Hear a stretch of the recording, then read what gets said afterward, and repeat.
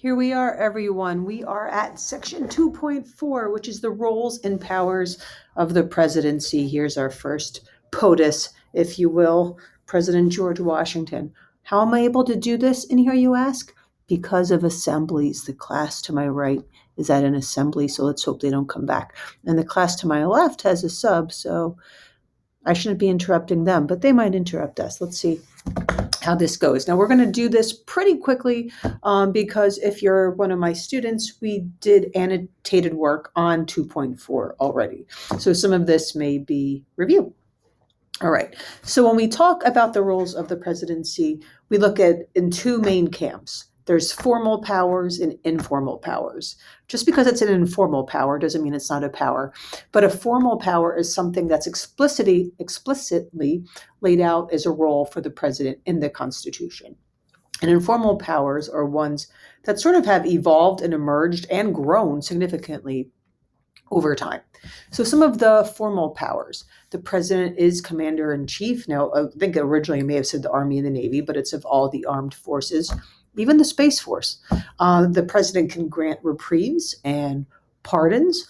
The president can sign treaties with advice and consent from the Senate, which is important, can fill vacancies, and also veto legislation, which is a check it has on the Congress. The formal powers are outlined in Article 2, Sections 1 and 2 of the Constitution.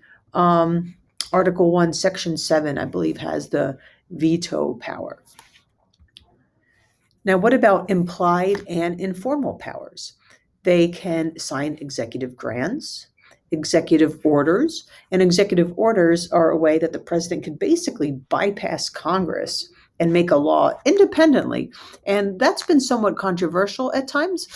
We will do a classwork assignment if you're in my class the end of this week to help learn more about executive orders. I have a graph I'll show you in a minute. President Biden, I believe, signed 29 executive orders in the year that just ended, 2022.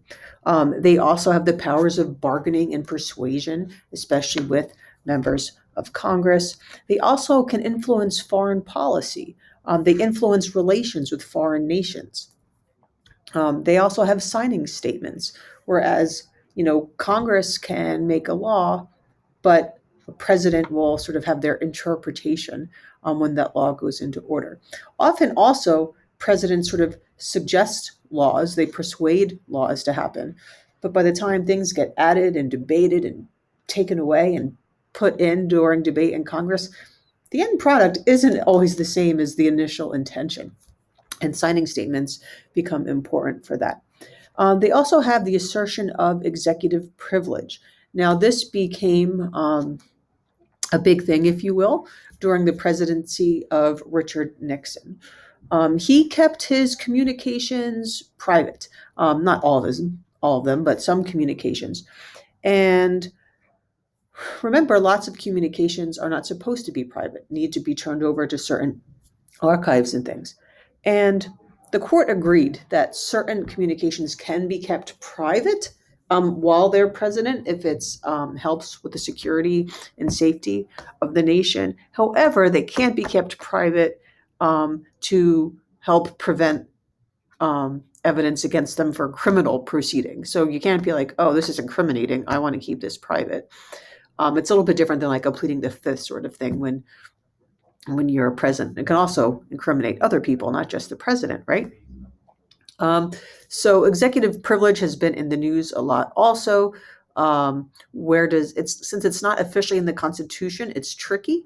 When former President Trump said executive privilege extended past when he was president, some people were like, not so fast. So what do we think about that? That's something we can discuss as well.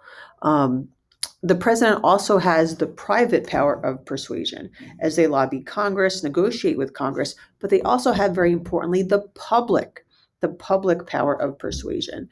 And a good example of this would be FDR with his fireside chats that were broadcast to the nation. So as he shared his ideas, the people would oftentimes get on board and be like, yeah, Congress, you should support this. You should support what the president wants here. So the presidents do this by holding media events. We see lots of them when we look at the daily rundown on C-SPAN. Where is the president talking? Who are they talking to? What are they talking about on that day? The bully pulpit, right? Influencing the public, made famous by Teddy Roosevelt. Examples like fireside chats, and of course today examples like social media, how the presidents sometimes look at how Trump used Twitter, for example, and also various types of speaking engagements. And before we left, I did want to show you, because we will be spending more time on executive orders, looking throughout time how the graph, if you be, of how many they made would have gone up and down. Why did Biden make so many the first 24 hours of Congress of office? At first, this might look shocking, but when you have a change of parties, one of his first initiatives was to undo a lot of things done during the Trump administration, because otherwise, did Obama was that a change of parties? Well, yes, right, and other ones here were as well. So was Trump. So why is the difference? That's another thing we can talk about as well. All right, 2.5 will be checks on the presidency. You may want to get on that as soon as it's up, because that talks a lot about how can they check things like executive privilege, executive orders, all that kinds of stuff. All right, see you soon.